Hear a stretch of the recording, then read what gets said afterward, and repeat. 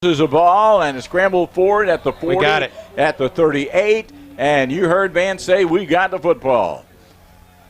Well, sure is nice to be able to see. I'm telling you, we have some good press box facilities tonight. 38-yard line. Walker, the quarterback, and Morrissey will get the call right up the middle, and he will be stopped for maybe a half-a-yard gain, loss. All midway between the hash marks as Walker calls it from the I formation, fakes it, rolls it, looking, got a man wide open. If he can catch it, it's a touchdown. He does. It is a touchdown for the Jasper Bulldogs. And that was DeMarcus Collins, and Jasper's up 6-0, taking advantage of the turnover on a 39-yard pass play. Wow. Well, I don't know what they were watching because he was 5 yards behind the defense. Gets it up. Jasper jumped out on top on the 38-yard pass play after the fumble recovery by Terrence Cooney. And now Marco Lopez. I was privileged to meet and talk with his mother today at Coffee with Coach. Got a good, high, long kick. That's a good kick. Into the end zone and fumbled, and now he's going to take a knee. He started to come out back around 8 yards deep. There's the snap, and they'll running play and trying to get around the corner, in trouble, and down he goes back at the 20-yard line. Creighton gets the snap. Boy, Jasper had somebody in the backfield, I think, where the ball was snapped. That was a mess. Somebody moved on the other side, too, but I don't know. Somebody fell on him. And we'll wait for the official to give it. Right now we have a timeout, the Jasper High School band, and then we will have a couple of Jasper coaches. Finally, they wrestled him down. Walker says, I'll give it to you again. Right up the middle, and touchdown. He will score. A 9-yard run by Kerryon Morrissey. Ups the score to 33-12, and the extra point try coming up. Another great job up the middle. He just, he hits that. They give him a crease, and he makes the most of it. He hit that line at full speed. All right, Marco Lopez ready to kick. Beard will hold. Got the snap. Good hold. Good there you go. Kick, and it's good. 34-12, Jasper. With 5:38 remaining in the second quarters, we take a break on KJAS. He does. Walks in. Wow, on the right side of the Jasper offensive line, it was no problem whatsoever. Nothing to it. That's what I was trying to say. 40-12, Jasper up with 2 minutes remaining in the first half. And gets it up, and it is good. There you go. All right, 41-12, Jasper on top. 2 minutes to go in the half. Let's take.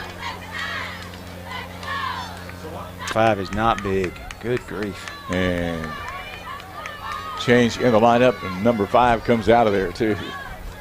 Back to throw. Creighton looking, has time, throwing across the middle, and this one is almost intercepted. And that was Donovan Middleton. And the intended receiver got tangled up with some Jasper players. The handoff is deep, but look out. 15, 10, 15, wow. Now at the 18-yard line with 40 seconds remaining in the half. Plenty of cushion now.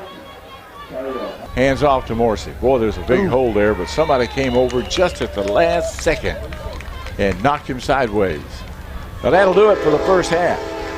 Jasper leading it 41-12 here at Butler Stadium against the Houston Worthing Colts. As we go to halftime, we'll be back with the Jasper High School band, and then we'll have our interviews with Coach Lane and Coach Deaver after we take this break on KJAS. We will take the band first, so sound hard and out of bounds.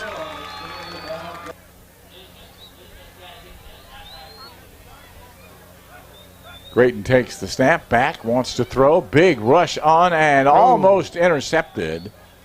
Creighton with one receiver to the near side. Takes a long look.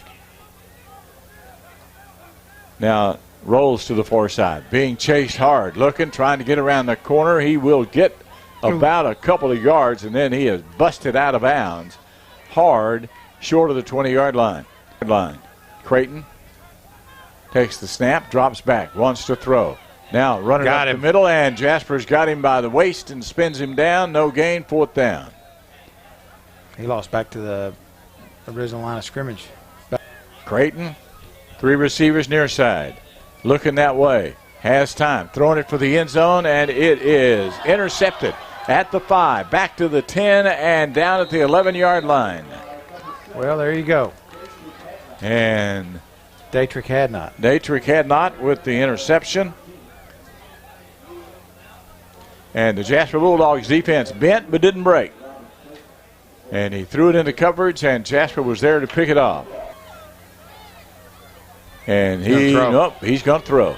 Throwing long downfield, got a receiver open. If he can catch it, he does at the 45-40, 35-30, races on to the 20. At the 10, they give up, but he doesn't. And Deion Beard is in the end zone. They had somebody about a yard behind him, and they couldn't catch him. Wow, 88-yard touchdown pass. Perfectly thrown, and Beard never left stride. Wow. Marco waiting on the snap. Beard, who just caught the touchdown pass, gets the snap down. Good.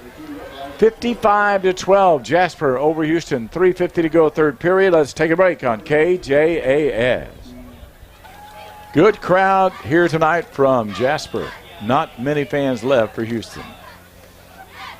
Marco runs up, runs around the ball. Now he'll walk it back 7 yards. 2 steps to his left, and we're ready to go.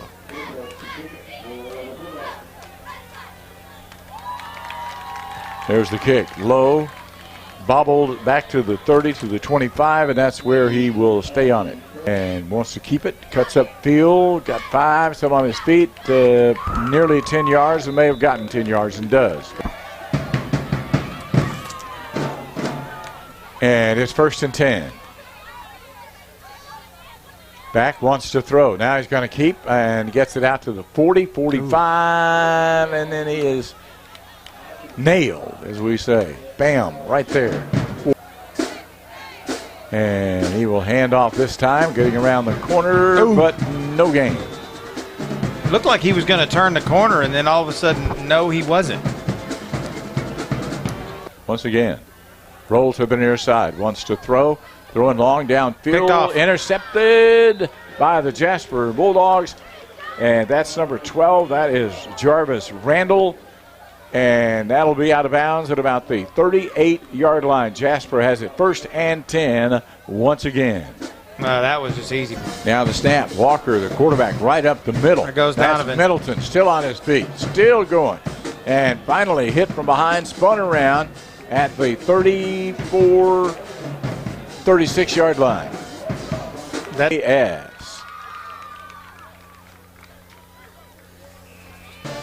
Beard in motion to the far side. And back to throw. Walker has a receiver and just off the top of his hands. A little bit high, intended for DeMarcus Collins. Back there. And it is. And boy, is he flying up the field inside the 30, close to the 25-yard line. A Jasper 1st down. Golly. False start. Walker rolls to the far side, wants to throw. Has time, throwing it long, and he had threw that in short, and it looked like it could have been intercepted, but dropped. Far side, Beard to the near side. Going to run it up the middle. 40, 38-yard line with the ball on the ground. And no signal just yet.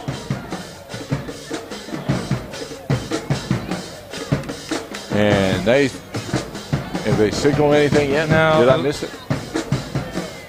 Now it's Worthing's ball. Worthing ball at the 41-yard line. 1st and 10. Takes the snap and hands it off. And right now there's nowhere to go. Jasper has a jersey. Round and round and round. He is slung and down. Lost 6 on the play for playoff. And look up, and Jasper's in the end zone. And it is a touchdown. Who was that Bulldog? That was DeAnthony Cooney. DeAnthony Cooney gets a touchdown, and no time remaining. And a try for extra point coming up. And the Dogs have increased their lead to 61-12 on the fumble return. Wow. So Jasper wins at 61-12, and they led 41-12 at halftime. So the Jasper Bulldogs are now 2 wins against 1 loss. And let's check with Van real quick on some scores updated for you. Okay, I've got now obviously some of these aren't updated, but the best, I'll give you what I got. Huntington and Splendora. Huntington leads Splendora 15-8 in the second quarter. I'm sure it's past that by now. The last score I have on Newton, Corrigan, Camden is Newton 36, Corrigan, Camden 7 in the third. Athens and Diboll in the third. Athens is up 10-6. Center and ARP in the third quarter. ARP leads Center 27-14. That's a surprise. I'm not sure when. I think this is a fourth quarter score. Vider leads Kirbyville 28-7. Fourth quarter score, Orangefield 21, Woodville 6.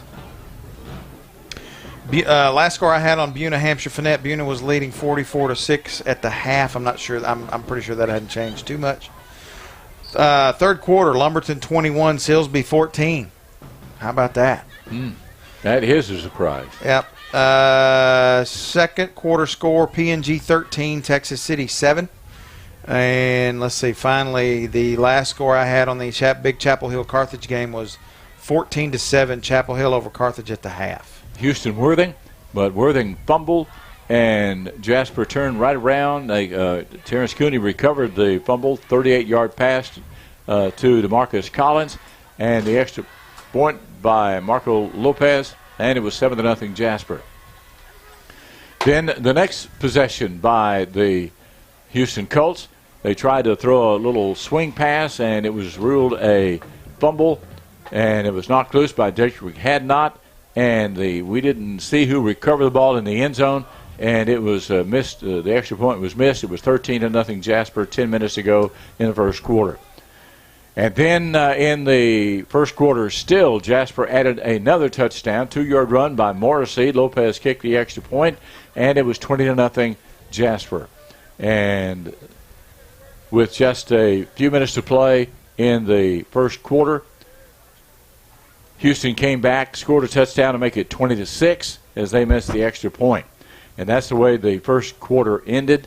I take it back. It ended 27-6, the end of the first quarter, as Morrissey scored his second of 3 touchdown runs on the night.